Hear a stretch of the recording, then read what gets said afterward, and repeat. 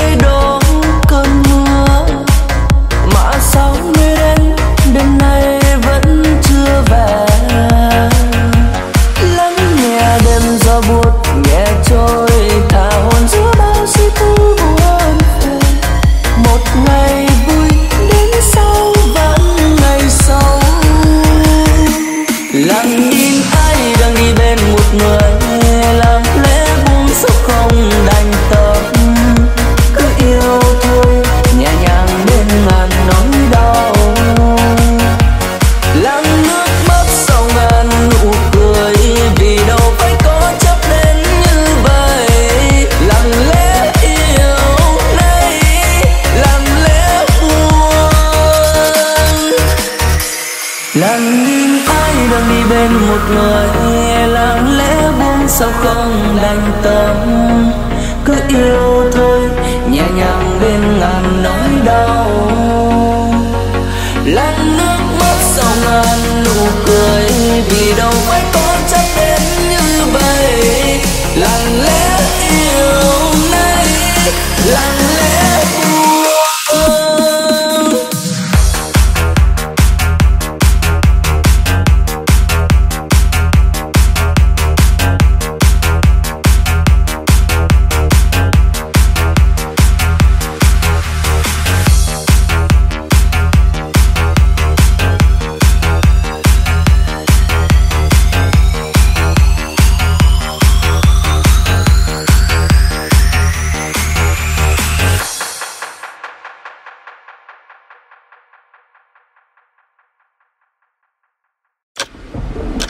Người ta nói ngày lòng buồn nhất là ngày trời đổ cơn mưa, mà sao người đến đêm nay vẫn chưa về.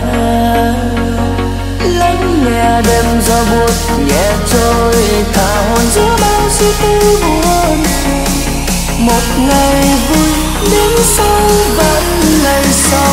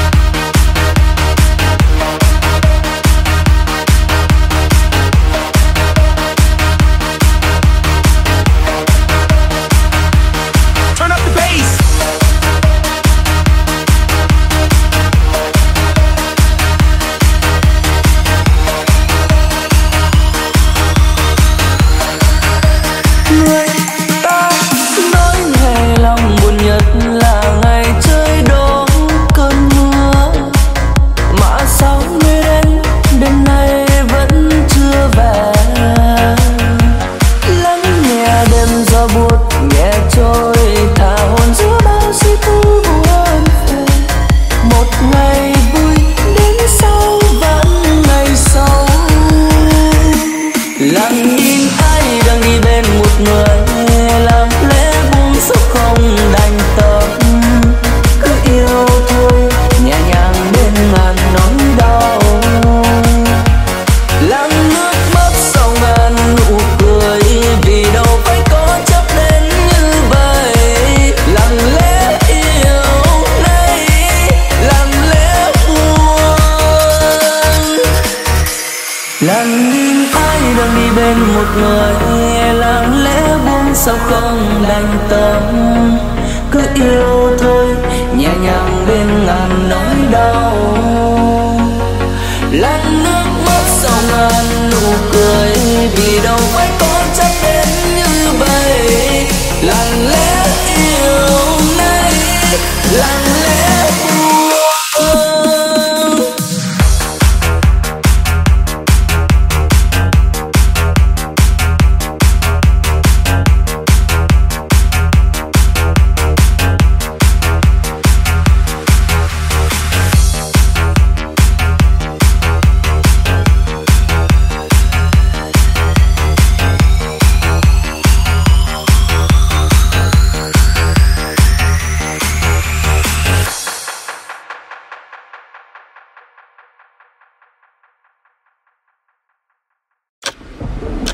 Người ta nói ngày lòng buồn nhất là ngày trời đổ cơn mưa. Mà sao nơi đây đêm nay vẫn chưa về. Lắng nghe đêm gió buốt nhẹ trôi, thả hồn giữa bao suy tư buồn. Một ngày vui đến sau vẫn ngày sau.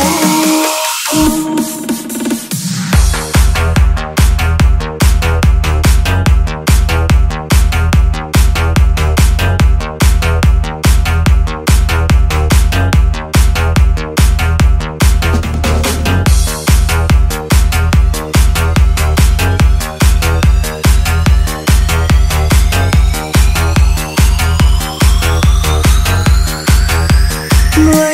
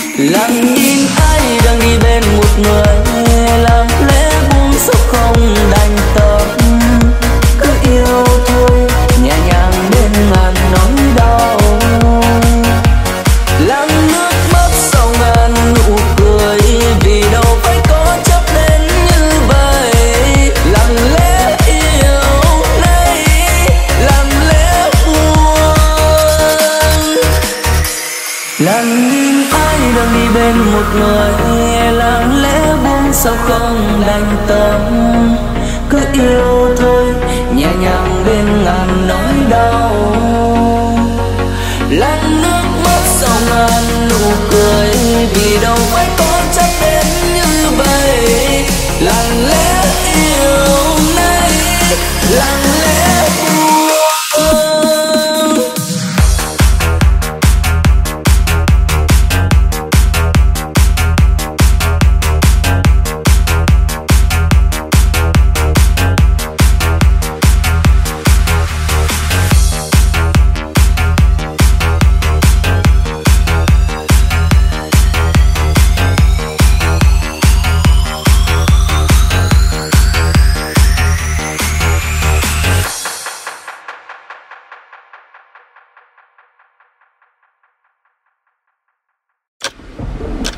Người ta nói ngày lòng buồn nhất là ngày trời đón cơn mưa, mà sao người đến đêm nay vẫn chưa về.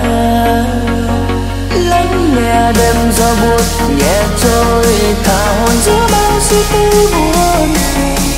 Một ngày vui đến sau vẫn ngày sau.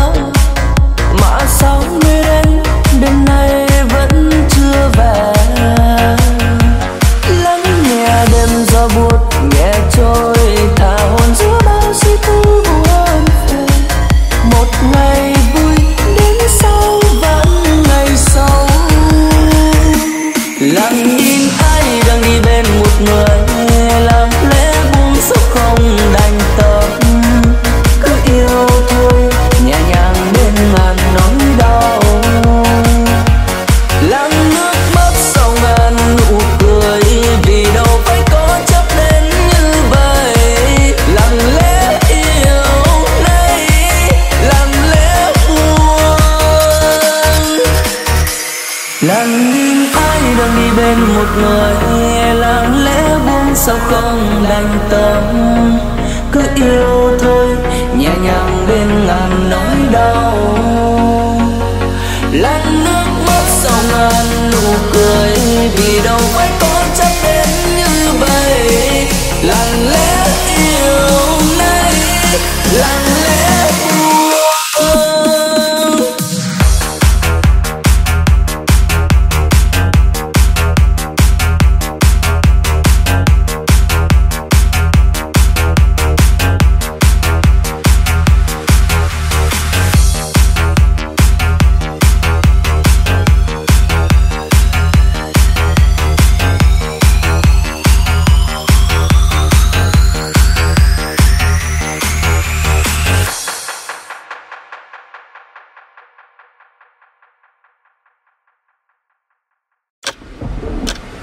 người ta nói ngày lòng buồn nhất là ngày trời đổ cơn mưa, mà sao nơi đến đêm nay vẫn chưa về. Lắng nghe đêm gió buốt nhẹ trôi, thả hồn giữa bao suy tư buồn. Một ngày vui đến sau vẫn ngày sau.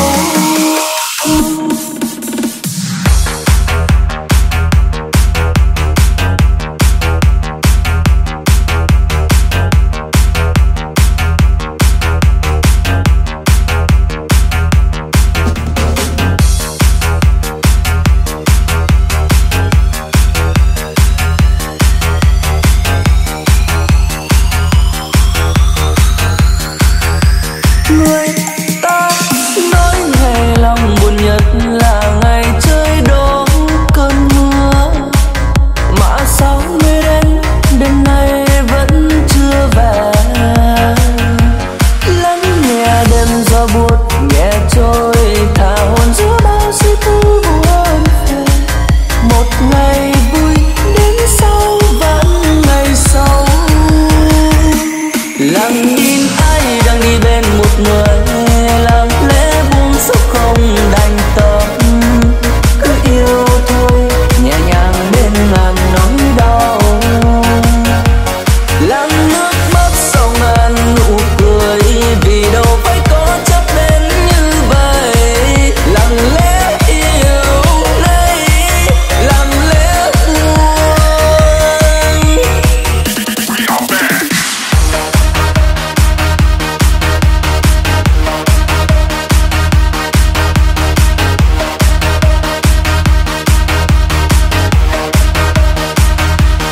Turn up the bass.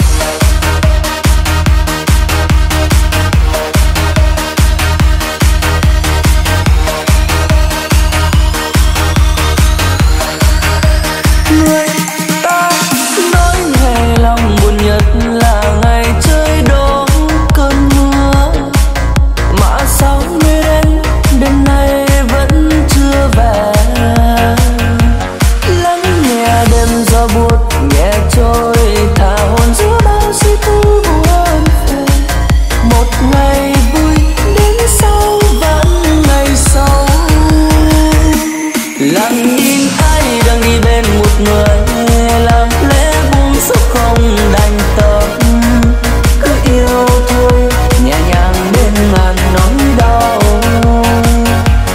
Lặng nước mắt sau ngàn nụ cười, vì đâu phải có chấp đến như vậy. Lặng lẽ yêu đây, lặng lẽ buông. Lặng nhìn ai đang đi bên một người, lặng lẽ buông sao không đành tâm. Cứ yêu thôi nhẹ nhàng bên ngàn nỗi đau. Lặng nước mắt sau ngàn nụ cười, vì đâu phải có chấp đến như vậy. Lặng lẽ yêu đây, lặng lẽ buông.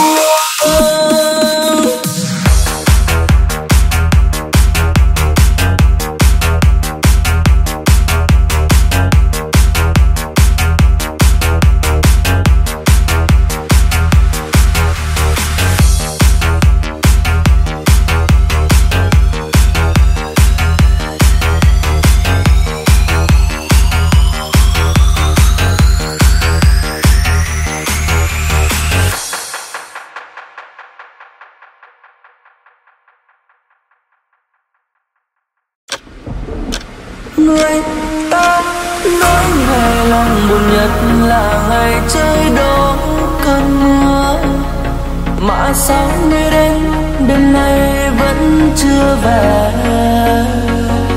Lắng nghe đêm gió buốt nhẹ trôi, thả hồn giữa bao suy tư buồn phiền.